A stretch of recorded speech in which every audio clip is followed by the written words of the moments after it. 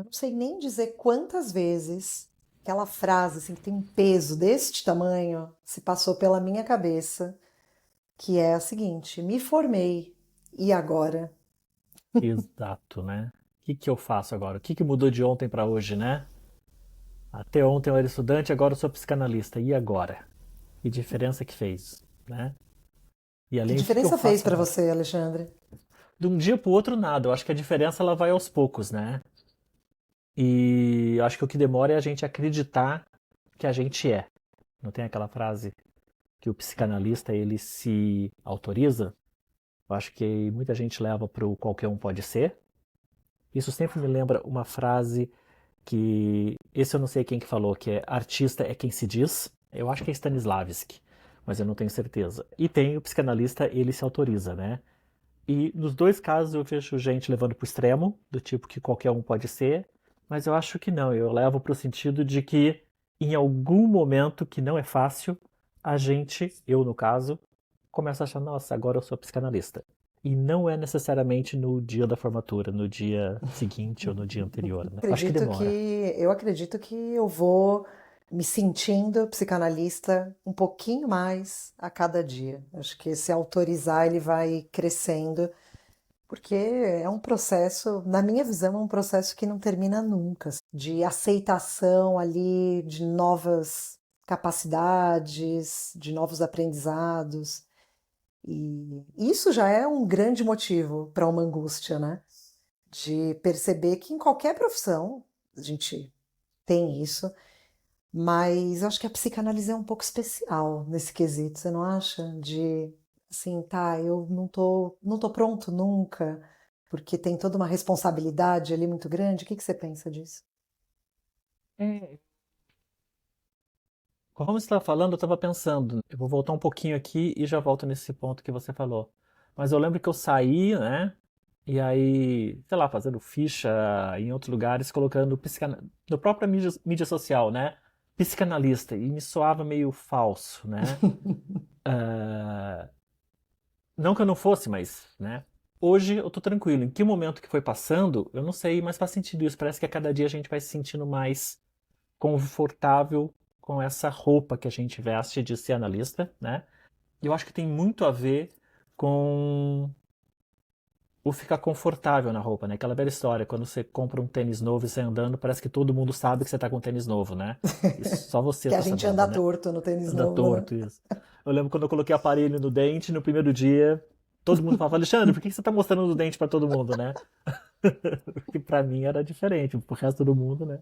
Então eu acho que tem um pouco a ver com aquela estranheza nossa de estar usando uma roupa que a gente ainda não está acostumado, no caso, o ser analista. E aí, o que você falou de a gente, como que foi esse início, né? Acho que foi por aí que você estava indo, né? Tem uma complexidade, acho que como você falou que é um pouco diferente das outras profissões, porque, sei lá, se eu sou engenheiro, eu me formo, eu tenho um emprego, né? Com título de engenheiro, eu sou engenheiro, eu tenho uma carteira de trabalho assinada, engenheiro, eu sou engenheiro, né?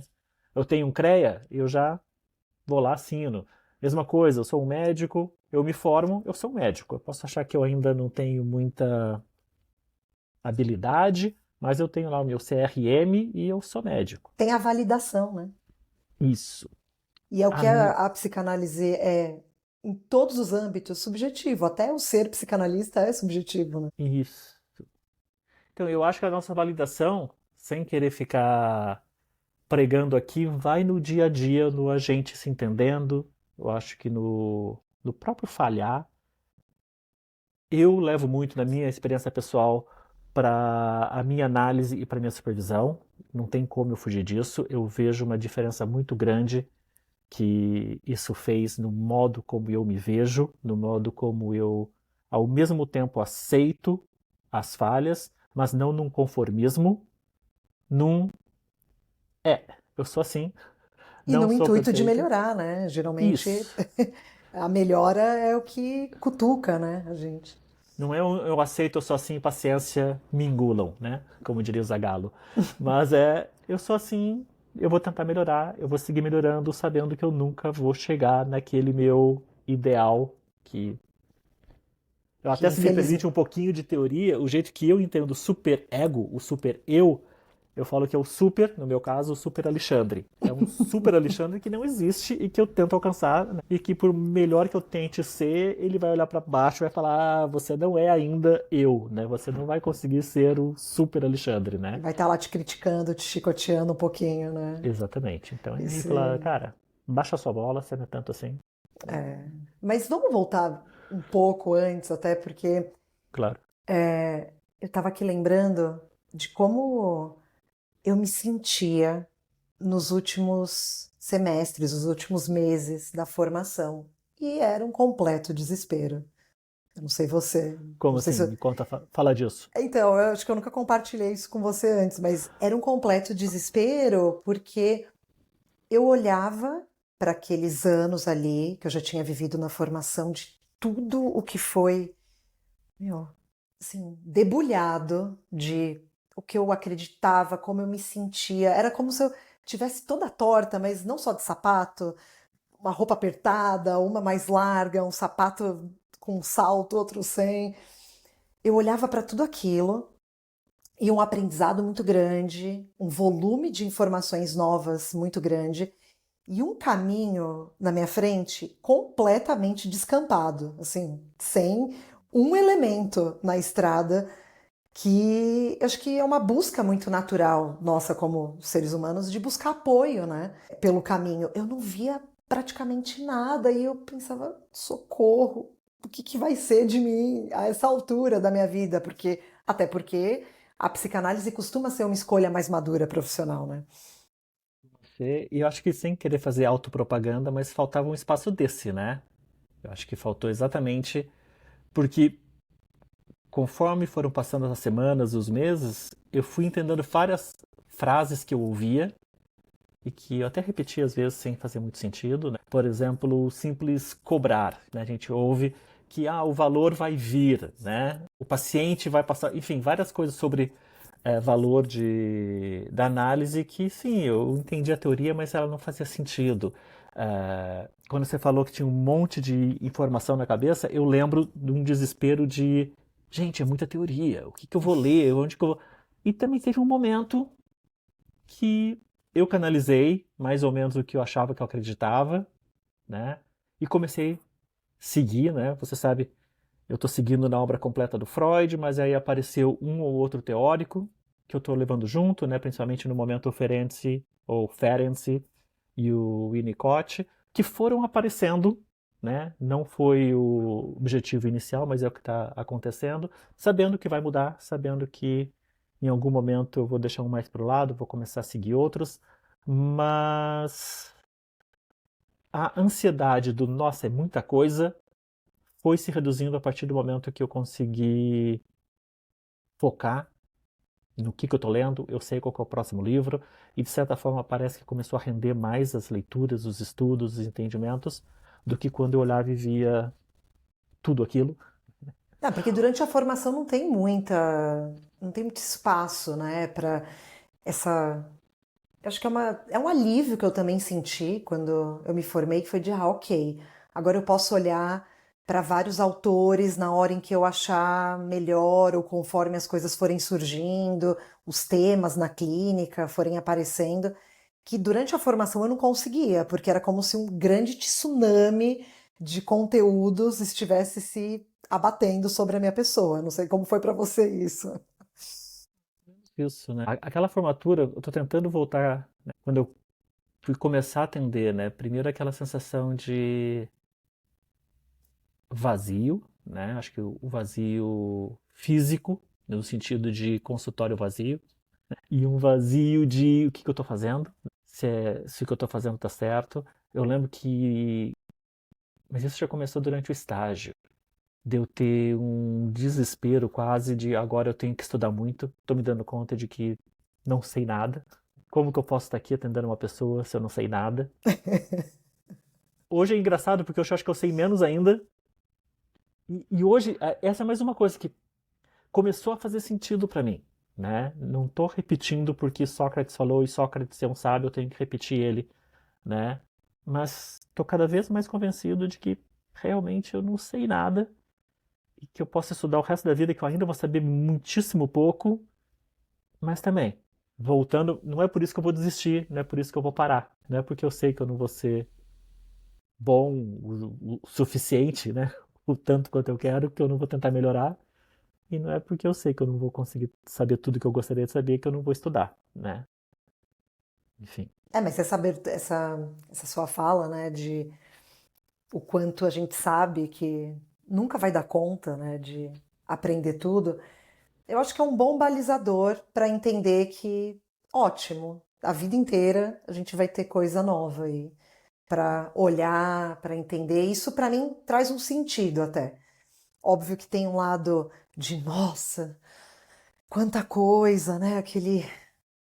Eu nunca sei a palavra que define muito bem isso, mas em inglês é overwhelmed, né? Que eu tô sobrecarregada, Sobrecarregado. talvez, mas é uma sobrecarga diante de algo que eu nem abracei, né? É só sobre algo que está pairando ali como opção de estudos, de aperfeiçoamento e que nunca acaba e que nunca termina no sentido de agora está perfeito porque não existe. Mas falando desse vazio, né? Eu acho que vale Uhum. contextualizar para quem está ouvindo, vendo a gente aqui que talvez esse caminho para a gente tenha sido um pouco diferente. Eu falo a gente porque eu e o Alexandre estamos seguindo o mesmo caminho no momento. Então, no instituto onde nós nos formamos, no IBCP, a gente passa por um período de estágio de atendimento, que senão fica meio, né, sem pé nem Sim. cabeça a conversa para quem ouve.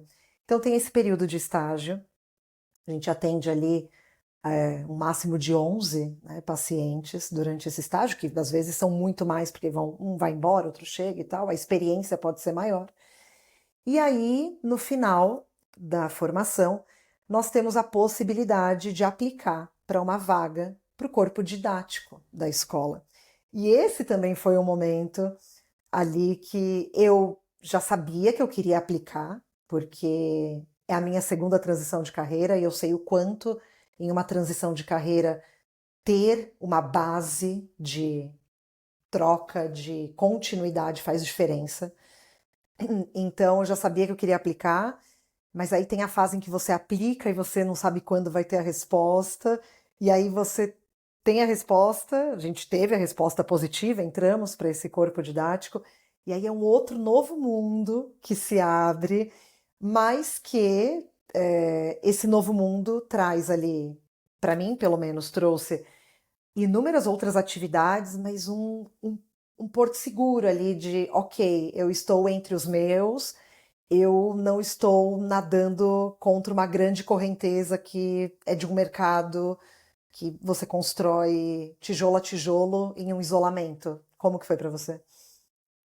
Gostei dessa imagem que você trouxe.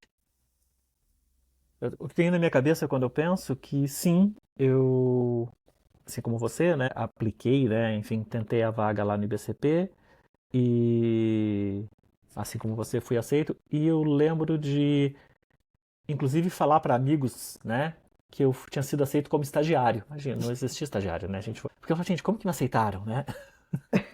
Baseado em quem me aceitaram? Como assim, né? Então, alguns amigos meus que podem até estar ouvindo aqui, eh, podem falar, né? Eles sabem que eu falei que eu fui aceito como estagiário. Não, não fui aceito como estagiário, fui aceito como parte do corpo didático. Mas para mim parecia demais, né? Para mim parecia, não, né?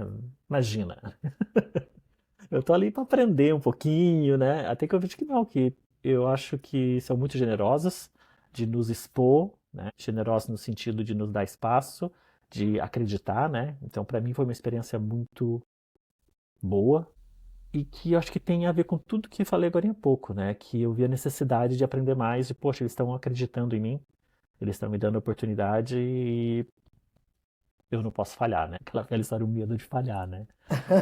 Que aí... E aí por Que não é isso que porque entra virou junto. analista que deixou, né, de ter medo.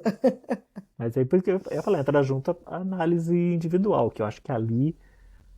Eu lembro que agosto foi um momento... Agosto, logo depois da formatura, foi um momento bastante pesado. Que agora eu tô lembrando que devia ter uma revolução ali dentro, porque eu lembro de muita raiva, uma coisa assim que eu acho que era, tô pensando agora, tá? Eu nunca tinha pensado sobre isso. De repente era um conflito de falar, poxa, Alexandre, e agora, né? Você tá querendo ser isso, você foi aceito e você não é capaz, né?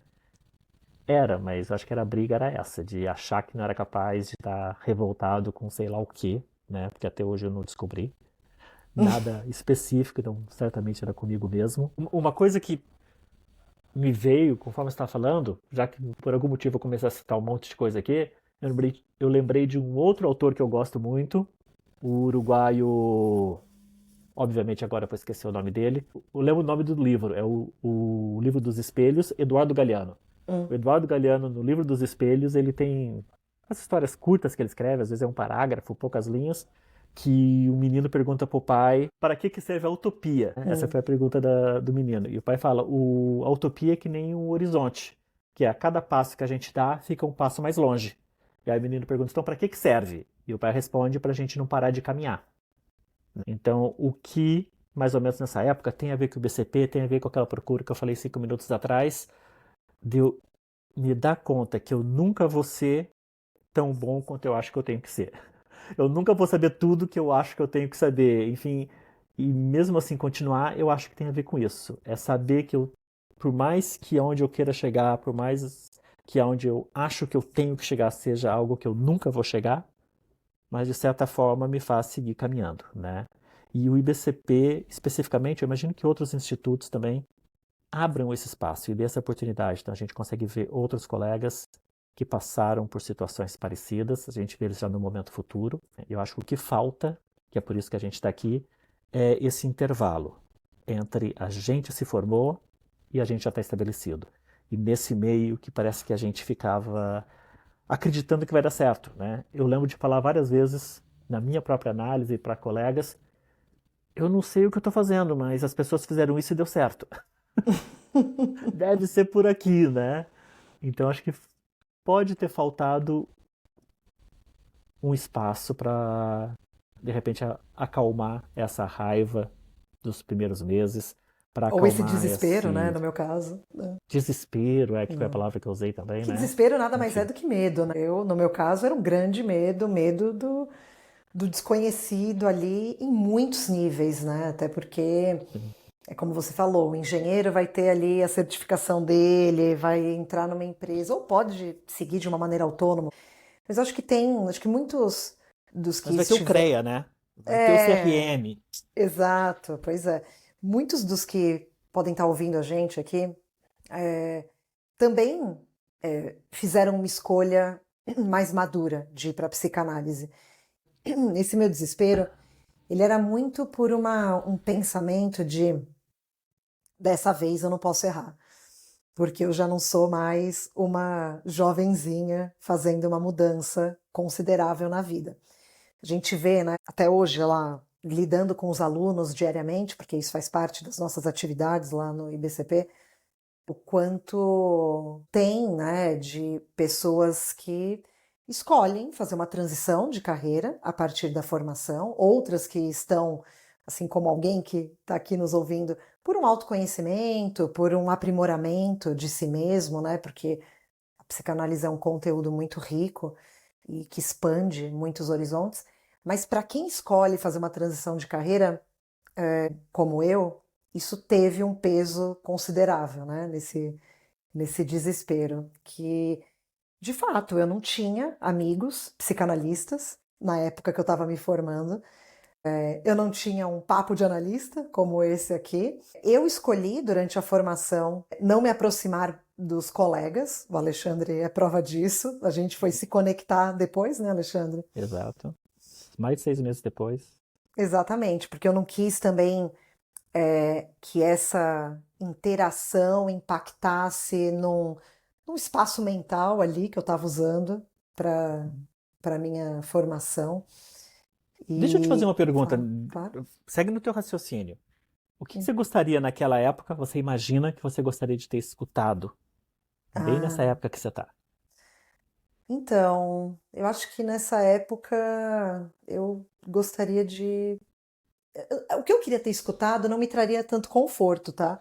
Hum. Mas eu acho que um reforço de que não tem atalho, de que é isso mesmo. Tem que viver todas essas etapas. Hum. Vai ser duro, vai, sabe? Como eu costumo pensar, né, na minha cabeça, que tem muitos poços profundos. aí, nesse caminho. E todo dia eu encontro um novo. E aí, nesse mais profundo desse poço, que eu vou em cada um deles, em algum momento, seja por um atendimento, seja por uma atividade nova que eu me exponho, seja por uma supervisão que me traz uma nova dor para eu levar para mim individual, né? Esse esquema de pirâmide aí.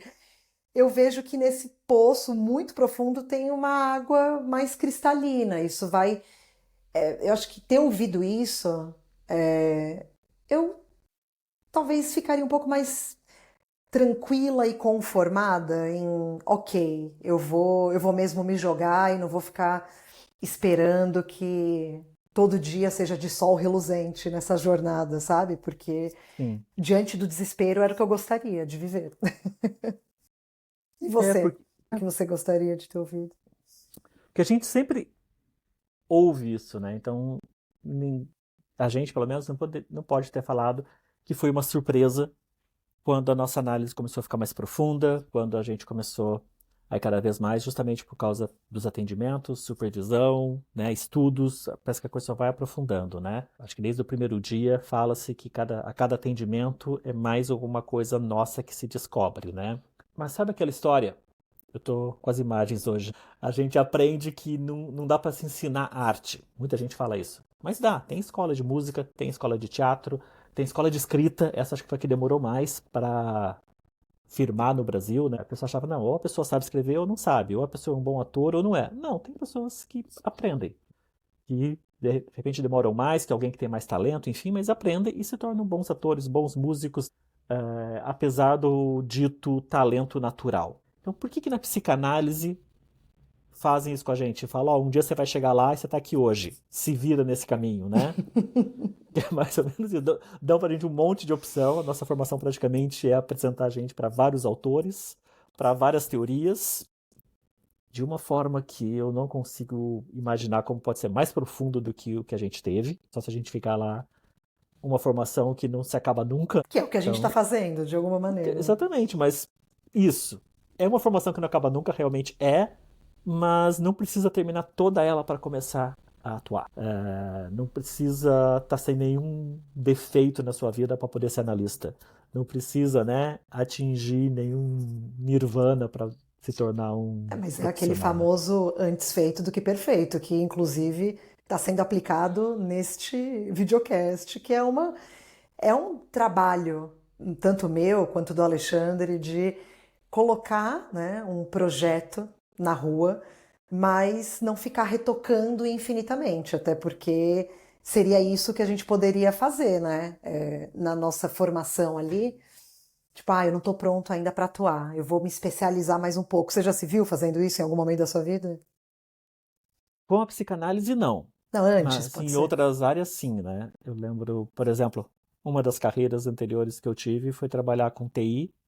E eu lembro quando entrei na faculdade, de falar, gente, imagina que eu vou sair desenvolvendo um sistema sozinho. Como que eu vou criar um banco de dados e implantar numa empresa, né? E se der um problema? Se der um problema, eu corrijo, né? Acabou que eu trabalhei quase 20 anos exatamente fazendo isso, criando sistemas, implantando empresas. E se tinha algum problema aqui ou ali, eu corrigia, acertava, adaptava, né? Até porque a própria requisição do cliente não era perfeita, né? Mas na psicanálise eu ouço isso, né? Eu ouço pessoas chegando, tanto ex-colegas, como pessoas em geral, né?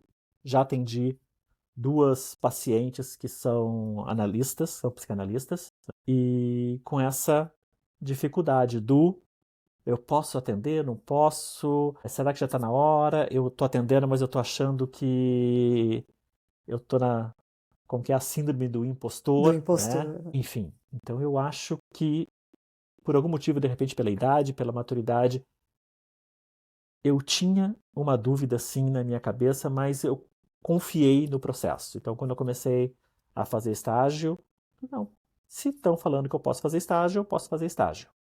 Até porque também uma coisa que a gente não compartilhou aqui, no IBCP a gente também tem grupo didático, que é tipo uma prática, eu acho que é a melhor forma de explicar isso, que a gente faz desde a primeira semana, né? Então a gente já estava 2 anos, de certa forma, fazendo uma prática, não é exatamente a clínica, mas é bastante parecido, Uma né? simulação da clínica, né? Simulação da Só que em clínica, arena aberta. em arena aberta, digamos com um supervisor, 3 supervisores às vezes Uhum. disponíveis. tem um ambiente muito mais seguro. Mas enfim, eu lembro quando eu comecei a fazer estágio, primeira coisa eu achei que não ia vir ninguém. Claro que por ser uma clínica social, né, acho que facilita, mas eu lembro que de cara minha agenda encheu, né?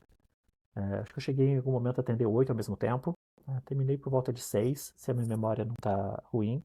Mas provavelmente passou mais de 10 pessoas, naquilo que você falou de começa e para e começa um outro, né? Mas eu lembro de nos primeiros atendimentos me falar, nossa, eu acho que tá indo, né? De eu ir para supervisão nas primeiras, cheio de dedo, né? Olha, aconteceu algo assim, assim, assim foi como eu tratei. Meio sem saber como se comportar, inclusive. Como que eu me Exato. comporto numa supervisão se eu nunca fiz? São muitas primeiras vezes. O que que leva para supervisão, exatamente. Uhum. O boa, eu tinha esquecido disso. Eu lembro de escrever todos os casos, não sei o que, e nem dá tempo na supervisão, né? Até, já que eu falei disso, a gente está pensando em episódios dessa primeira temporada. E sim, vai ter episódios que a gente vai falar do tripé, vai ter episódios que a gente vai falar do consultório vazio. A gente está pensando já nos próximos. E fica à vontade para nos mandar sugestões, perguntas, que isso vai alimentar os nossos próximos episódios também, tá? É sempre bom, até porque a gente tem aqui essa visão, né, do que estamos vivendo, Uhum. do que cada um de nós passa, e nenhuma experiência é individual, mas com Sim. certeza tem variações aí que são interessantes, né? Falando em variações, Hum.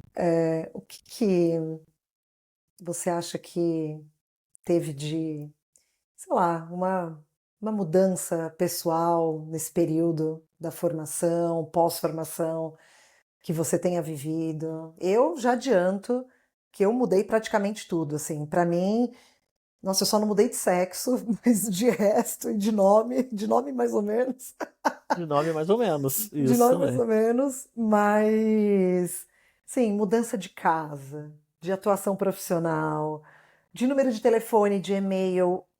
Para mim foi uma experiência divisor de águas mesmo. Você está Passar falando pela desde o começo da formação, provavelmente. Desde o começo da Sim, formação, porque não foi tudo de uma vez, né? Que claro. eu vivi. Então foram esses anos, né? 3 anos aí, praticamente de estudos, em que eu fui de maneira progressiva mudando tanta coisa. E eu Uhum, lembro que você era muito diferente. Então você uhum, tem alguma mudança pessoal que bastante. aconteceu nesse Sim. período? Eu já vou falar de mim, mas isso é uma sensação que eu vejo sempre no consultório, né? Eu me lembro agora fácil de 3 ou 4 pacientes de falar que, eu venho aqui já faz um ano, eu fico pensando o que aconteceu na minha vida. Aí eu pergunto como que era a sua vida um ano antes, como que é hoje, e a pessoa fica surpresa de tantas mudanças. E, obviamente, não necessariamente vai linkar direto à psicanálise, né? Porque aconteceu isso na minha vida, porque aconteceu. Mas se prestar atenção, aí depois a pessoa volta depois de 1 ou 2 semanas e fala, eu estava pensando, realmente foi por causa da psicanálise, pelo menos em parte, né? Eu tenho essa brincadeira que eu sempre faço, que quando você começa a fazer psicanálise, principalmente estudar, nos primeiros 3 meses, não case, não separe, não mude de emprego. Mas no meu caso, eu mudei muito a aparência, né? Eu cheguei a perder quase 30 quilos, 30 recuperei quilos? Eu não fazia alguns. ideia de que eram 30.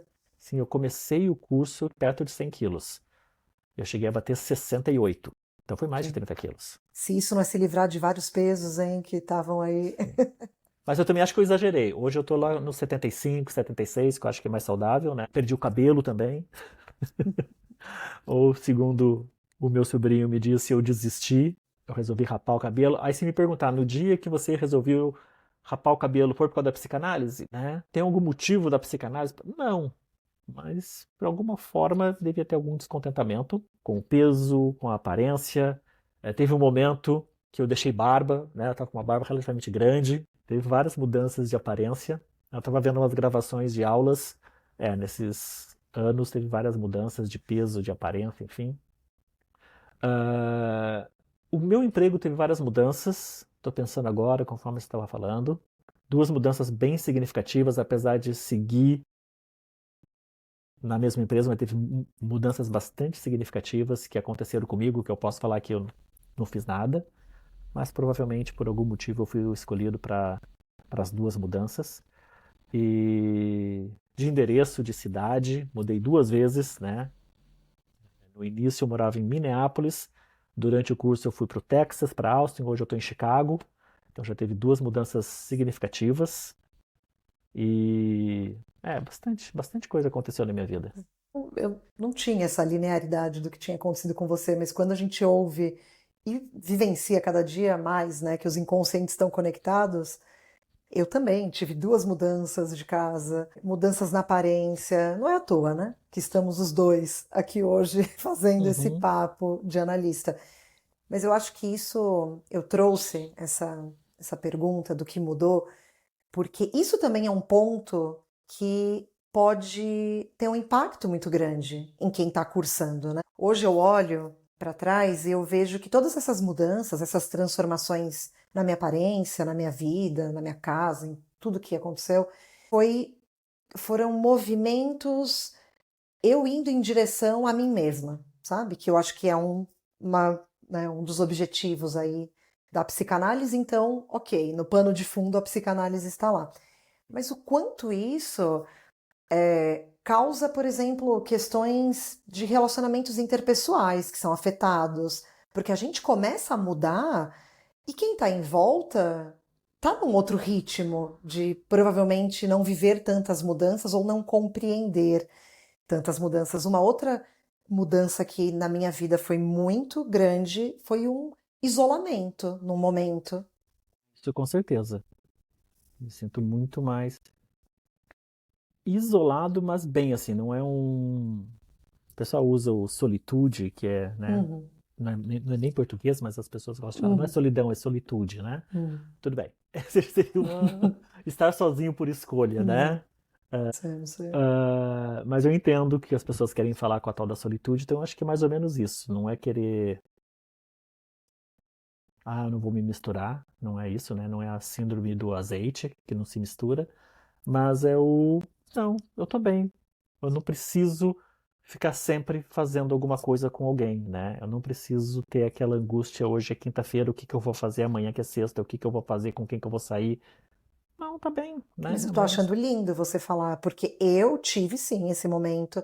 Foram muitas etapas, né? Não dá para resumir Uhum, numa situação só, mas acho que pro meio da formação eu tive esse momento de não quero me misturar, assim, com pessoas diversas. Eu acho que o meu raio de amizades ali, de contatos diminuiu muito. E nessa diminuição eu percebi que era porque eu não dava conta de estar com as pessoas sem estar analisando essas pessoas dentro da minha cabeça. Entendeu? Então eu comecei a escolher com quem que eu poderia estar, que a minha mente teria um descanso, sabe? Eu não sei se isso bate aí, ressoa de alguma maneira em você, mas eu tive isso e eu pensava, eu não posso estar com tal e tal pessoa, porque eu não vou dar conta. Eu vou ficar mais sobrecarregada encontrando do que uhum. se eu me manter afastada. Eu não sei se ficava analisando, mas o jeito que veio pra mim é que parece que os joguinhos que todo mundo faz, ou que muita gente faz, não é todo Uhum. mundo é muita gente, É muita mas esses gente. joguinhos tão comuns, eles ficam muito escancarados. Muito claros. Fica muito claro, tipo, a que eu vou entrar nesse joguinho, né? Se eu quiser até entro, mas é sabendo que é um joguinho, né? Mas, de novo, eu não tenho paciência. Para que eu vou ficar perdendo meu tempo nesse joguinho? Então, parece que as amizades que foram ficando são as que são, sei lá, se verdadeiras, melhores, são as que eu quis no final do dia. Eu quero fazer um parênteses aqui. A gente falou das nossas mudanças, não significa que se você não está tendo mudança, você não é analista, tá? Eu Não sei. significa que, poxa, eu não mudei minha aparência, eu não mudei de cidade. Não, tá tudo bem, tá? A gente só conta do nosso processo. Não, e aí quanto mais exemplos a gente dá aqui, acho que vai para cada um que escuta, né? Fica Outras cada. mudanças internas, É. tipo essa aqui de, sério, eu quero passar tantas horas com essas pessoas ou com essas outras, e ao mesmo tempo eu me vejo mais presente, parece que tá mais intencional. Até falou de intencional, vou compartilhar mais uma coisa pessoal aqui que é sobre o álcool, né? Nossa, ia falar isso agora, ainda bem que você puxou. Porque, poxa, No conceito normal, eu nunca fui um alcoólatra, né? Eu tomava cerveja, tomava uma bebida diferente aqui e ali, mas é aquilo como a maioria das pessoas fala que faz. Você não vai chegar no churrasco e falar que não vai tomar cerveja, porque parece que todo mundo te olha e fala, como assim, né? Será que a minha análise vai me ajudar nisso? Nessa escolha que não depende do outro? Exato. E eu lembro de algum momento eu pensar, para que que eu tô tomando essa cerveja? Para que que eu tô tomando esse álcool? Não tô pregando contra ou a favor de nada aqui, mas para quê, né? Tô botando coisa no meu organismo que eu sei que não é bom, por costume, porque eu não quero falar que eu não quero tomar e alguém me criticar. Ou seja, eu não virei necessariamente refém do eu não faço o que quer que seja. A coisa ficou mais intencional, o vinho ficou mais gostoso, né? Eu acho que é uma escolha consciente. Isso que você está falando ressoa muito com o que eu também vivi. Para mim, teve uma reflexão um pouco diferente, Hum.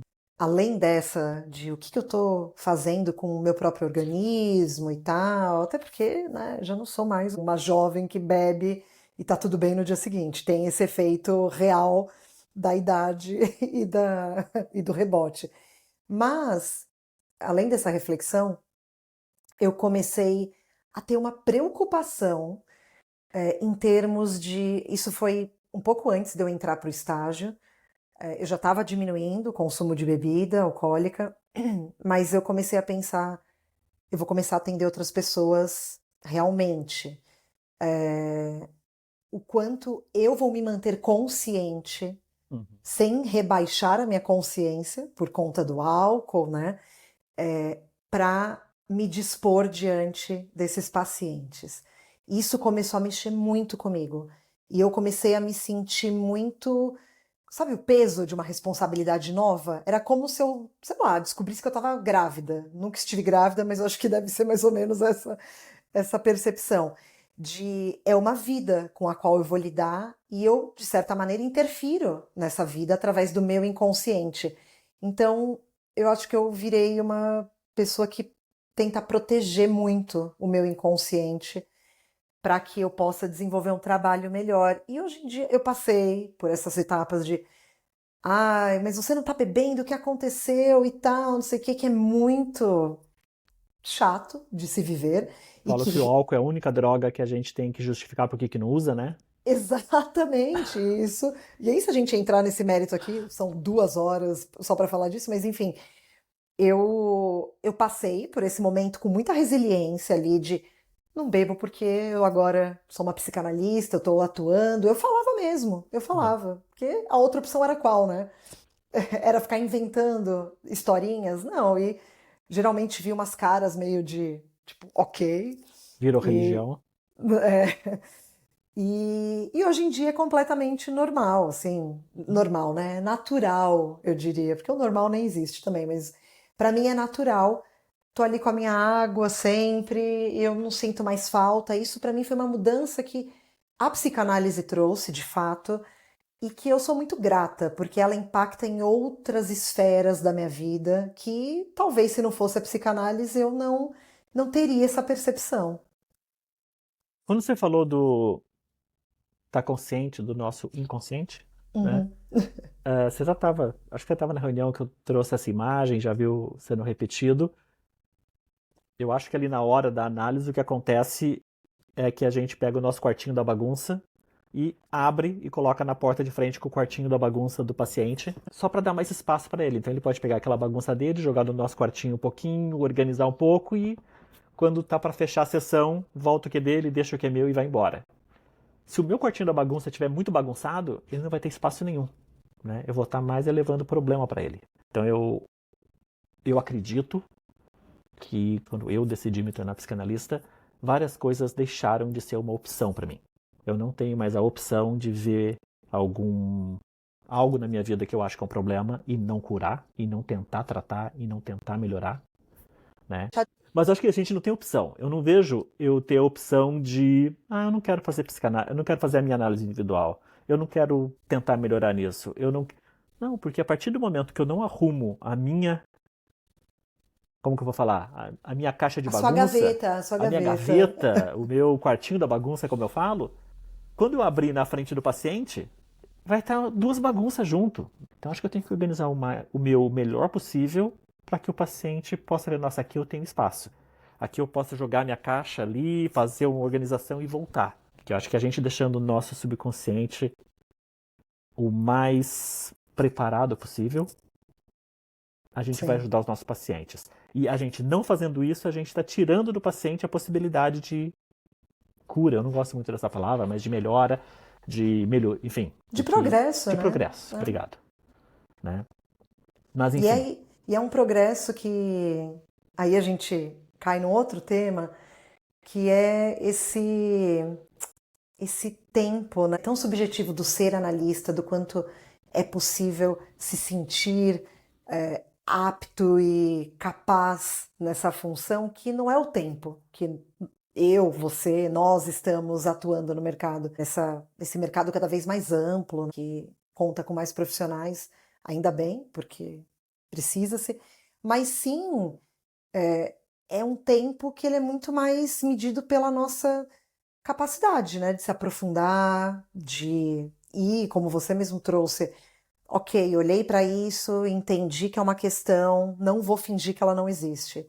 Eu acho que isso é o que mede muito mais essa nossa progressão como psicanalistas e que não é muito agradável. Eu digo, não não. há um dia de paz na vida do psicanalista. E a gente ainda ri, né? Eu Sim. acho que você está falando de tempo. Eu acho que na psicanálise, uma coisa que, diferente das outras profissões, de repente escritor é uma que seja parecido, a gente, de certa forma, consegue trazer para a prática todos os anos de experiência de vida que a gente teve. Uhum. Então, eu creio que uma pessoa que se forma acima de 50 anos, como eu, acima de 40, acima de 30, com 20, são muito diferentes, né? Porque eu estudei mais? Não, de repente o de 20 sabe muito mais do que eu. Teoria. Mas a Uhum. pessoa tem só 20 anos de experiência, né? De vida. Claro que depende da vida que a pessoa teve. Pode ser uma pessoa de 50 anos que tem praticamente a mesma experiência repetida 50 vezes, né? Uhum. Então não ajuda muito. É raro, Mas mas acontece muito. é raro, mas acontece muito.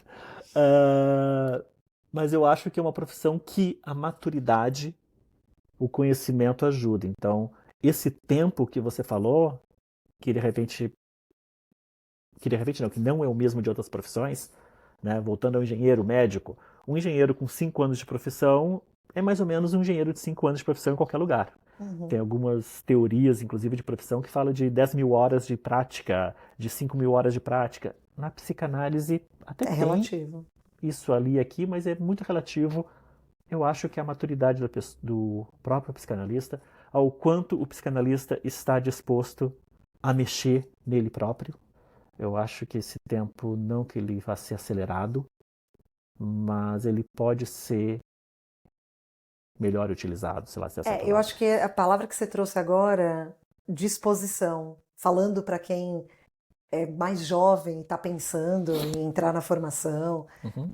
ou já está na formação, não é um ponto para se desanimar, ser Não, jovem. Eu acho que é a disposição mesmo que conta quando se é mais jovem, a disposição para mergulhar de cabeça mesmo em todas as possibilidades, o que eu acho que pode inclusive gerar psicanalistas muito mais potentes, gente. porque eu penso na Tamires de 20 e tantos anos, o que eu não teria feito, né, ali diante dessa possibilidade, dessa escolha, Uhum. que tudo tem perdas e ganhos, né? A gente tem Claro. uma maturidade que a idade vai trazendo, mas tem outras perdas que na juventude são ganhos, enfim. Então, eu acho que todas as etapas aí, elas podem ter um aproveitamento se a gente souber enxergar, né? Ter olhos para ver.